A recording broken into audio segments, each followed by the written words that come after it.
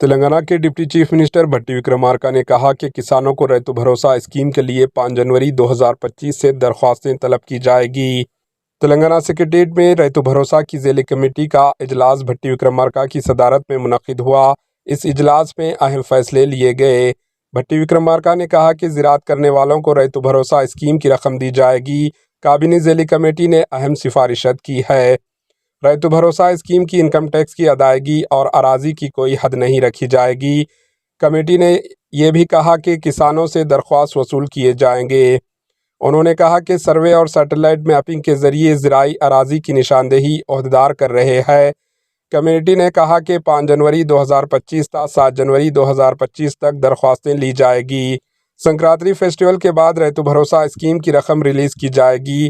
Deputy chief minister بھٹی وکرمارکا نے کہا کہ 4 جنوری 2025 کو کابینی اجلاس میں حکومت فیصلہ کرے گی۔ اس موقع پر وزراء کومٹی ریڈی، وینکٹ ریڈی، پونگولیٹی سرینواس ریڈی و دیگر بھی موجود تھے۔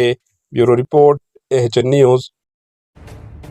AHN نیوز کے YouTube چینل کو سبسکرائب کریں اور بیل آئیکن کو دبانا نہ بھولیں تاکہ آپ کو ہر نئی آنے والی ویڈیو کا نوٹیفیکیشن بر وقت مل سکے۔